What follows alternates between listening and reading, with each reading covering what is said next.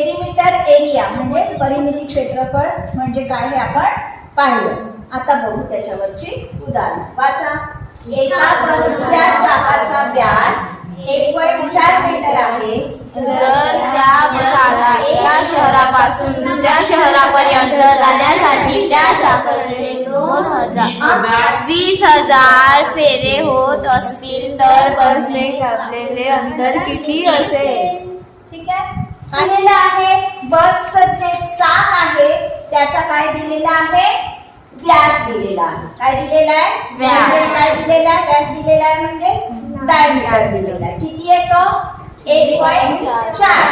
आणि आपल्याला माहिती आहे जर सरकमफरन्स पूर्ण झाला तर तो जाईपर्यंत आपण ते यंत्र पाहिलं होतं मागे, तुम्ही फिरवून पाहिजे खाली किती आहे म्हणून, हो ना. चाकाचा एक फेरा झाला की तुम्ही त्याची लांबी मोजायची, बरोबर आहे. म्हणजे जेवढा चाकाचा सरकमफरन्स किंवा परिघ तेवढं ते कापलेलं अंतर. ठीक आहे, एका फेरीत कापलेलं अंतर. मग आता एका फेरीत कापलेलं अंतर म्हणजे काय होईल, त्या चाकाचा परिघ.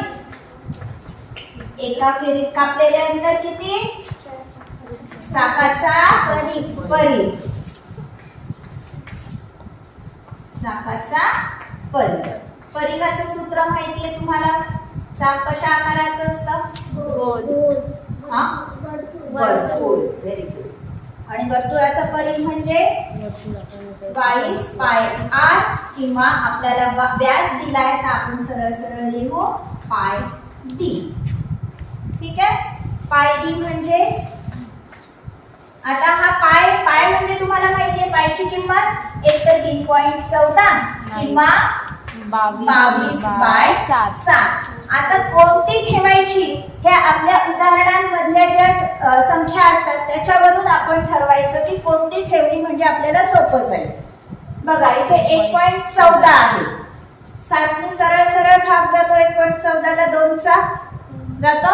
मग आता आपण कोणती घेऊ, पायची किंमत 22/7 घेतली तर आपल्याला गणित सोडवायला सोपं जाईल.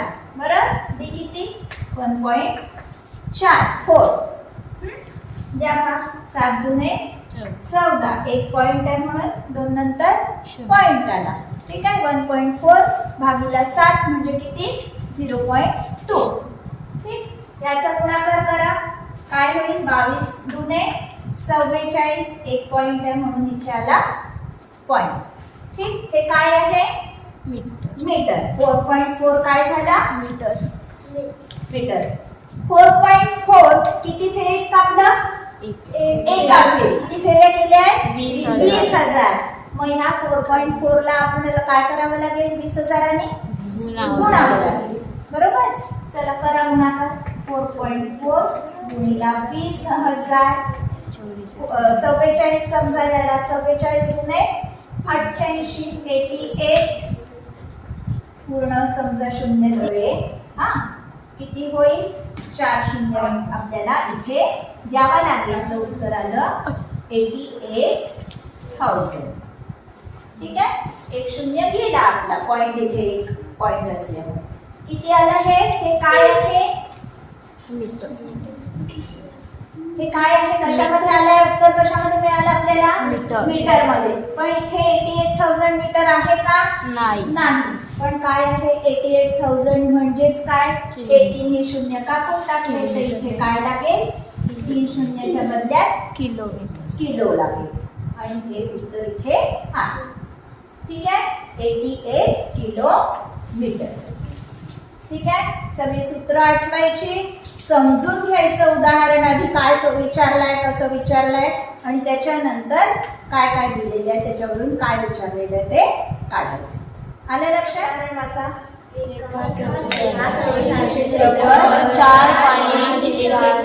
4 सेमी आहे तर त्या चौरसाची परिमिती किती?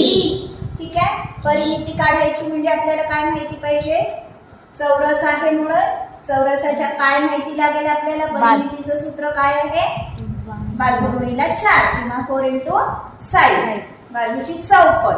म्हणजे आपल्याला काय माहिती लागेल, आपल्याला असायला पाहिजे आता बाजू माहिती करायची आहे. कशाची माहिती करू, काय दिलेलं आहे आपल्याला, क्षेत्रफळ दिलेलं आहे.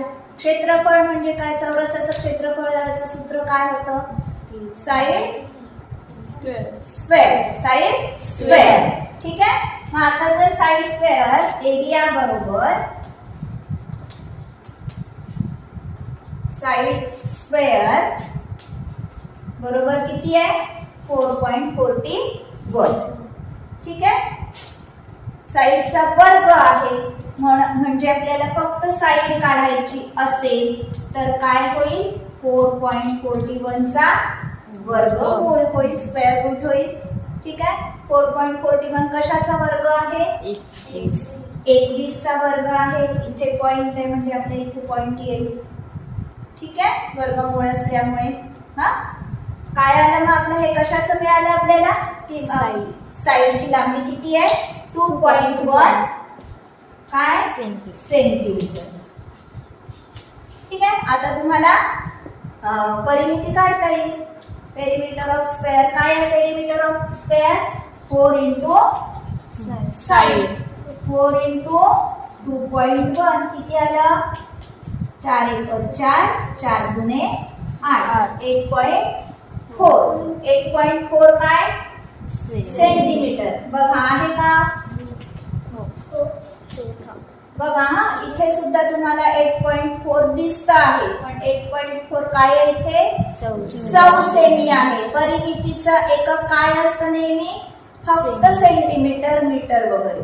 हा चौ आहे म्हणजे ते काय झालं? एरिया झाला. हे उत्तर नाही आपलं. आपलं उत्तर कोणतं? 8.4 सेंटीमीटर. ठीक आहे. आलं लक्षात? कसं काढायचं आहे?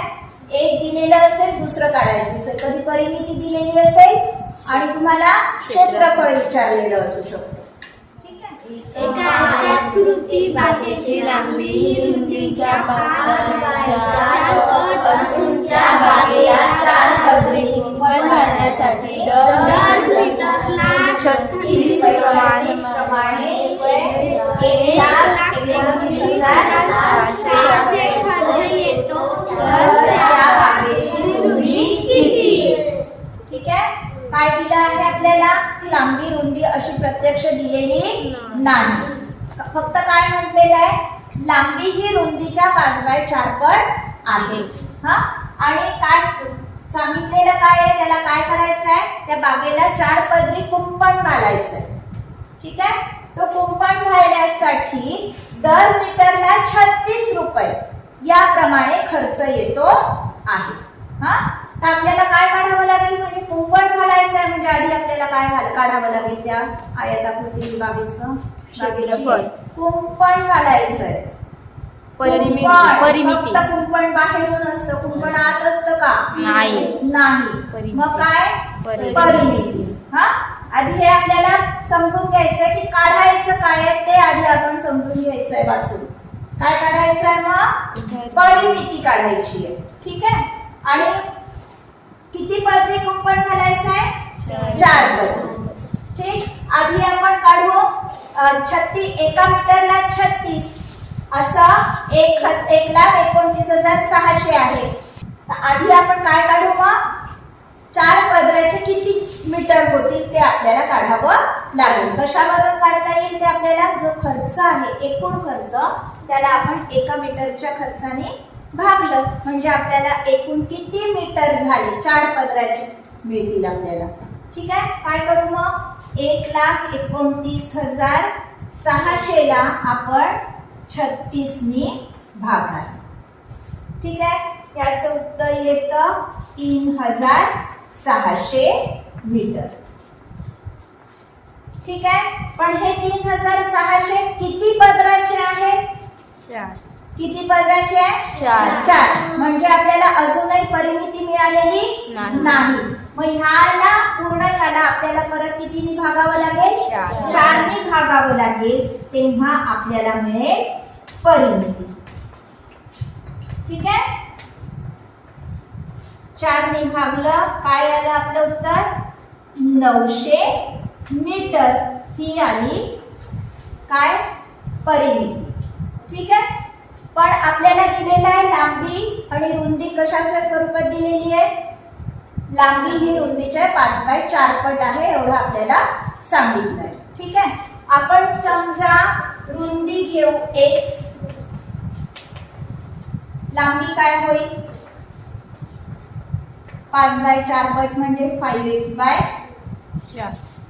ठीक आहे. परिमितीचं सूत्र तुम्हाला माहिती आहे, 2 गुणिला लांबी अधिक रुंदी. ठीक आहे.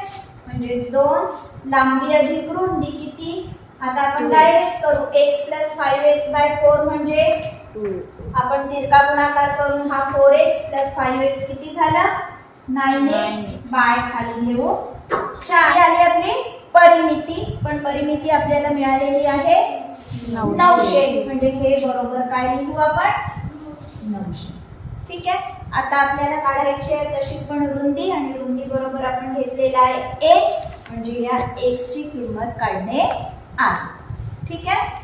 चला करा. आता हे काय होईल x ची किंमत काढायची, म्हणजे सगळ्या अंश तिकडे गेल्यावर अंशाचा छेद, छेदाचा अंश. चला करा. 4 इकडे छेद आहे, इकडे गेल्यावर काय होईल अंश होईल. हे दोन्ही इकडे अंश आहे, इकडे काय होईल 2 गुणिला 9. ठीक. किंवा डायरेक्ट तुम्ही 18 पण घेऊ शकता. आणि 18 पंचे 90, 50 गुणिला 4 किती उत्तर आलं आपला 200 मीटर. ठीक आहे. पण आता बघा 200 मीटर आपल्या ऑप्शन मध्ये आहे का. डायरेक्ट 200 मीटर दिलेलं नाही, पण आपल्याला माहिती आहे की 200 मीटर बरोबर 20,000 सेंटीमीटर. बरोबर आहे. ह्या आठवत आहे 200 मीटर बरोबर 20,000 सेंटीमीटर, कारण 1 मीटर बरोबर 100 सेंटीमीटर, मग 200 मीटर बरोबर 20,000 सेंटीमीटर, म्हणून आपलं उत्तर आलं 20,000 सेंटीमीटर. ठीक आहे. काय आहे 20,000 सेंटीमीटर या बागेची रुंदी. ठीक आहे. आलं लक्षात कशा प्रकारे काढायचं आहे. अशा प्रकारचं उदाहरण बहुतेक येतोच. ठीक आहे. असं येईल, बागेला कुंपण घालण्याचं येऊ शकेल, किंवा एकूण किती तार लागते हे येईल, खर्च येईल, किंवा एखाद्या भिंतीला पेंट मारायचं आहे, किंवा एखाद्या डब्याला पेंट मारायचं आहे. तो प्रति स्क्वेअर मीटरला किती असेल तुम्हाला दर दिलेला असेल, तर आपल्याला काय करावं लागेल, आधी पूर्ण याचं क्षेत्रफळ काढावं लागेल. इथे आपल्याला कुंपण घालायचं होतं, म्हणून आपण काय काढली परिमिती.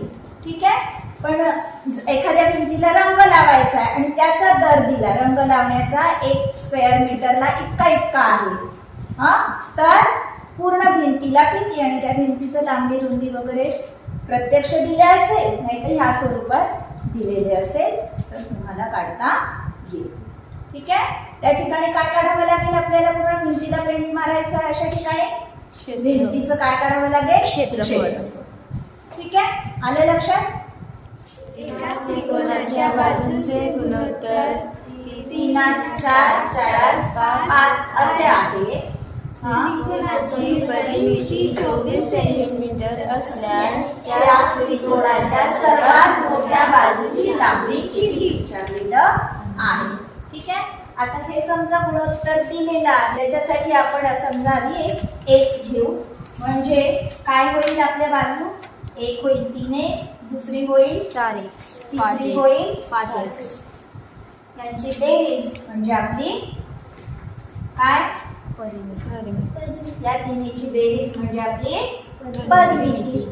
बरोबर. Perimeter of triangle. करा बेरीज. 4 आणि 3 7 आणि 5 12x बरोबर 24. या x ची किंमत काढा. काय x बरोबर 2 24/12. ठीक आहे. आता आपल्याला विचारलेला आहे सर्वात मोठी, मग सर्वात मोठी नक्कीच कोणती असेल 5. 5 गुणिला 2 किती किती 10. सर्वात मोठ्या बाजूची लांबी किती असणार आपल्या त्रिकोणाच्या 10 सेंटीमीटर. ठीक आहे. अशा प्रकारे जेव्हा गुणोत्तर प्रमाण दिलं असेल, गुणोत्तराच्या किंवा याच्या स्वरूपात जर लांबी रुंदी वगैरे दिलेली असेल, तर असा x घ्यायचा आणि उदाहरण सोडवायचं आहे. सोपं. व्हिडिओ आवडल्यास नक्की लाईक, शेअर आणि कमेंट करा. आणि हो, सबस्क्राईब केलं नसेल तर अवश्य सबस्क्राईब करा, म्हणजे मी नवीन अपलोड केलेल्या व्हिडिओजचे तुम्हाला नोटिफिकेशन्स मिळतील. धन्यवाद.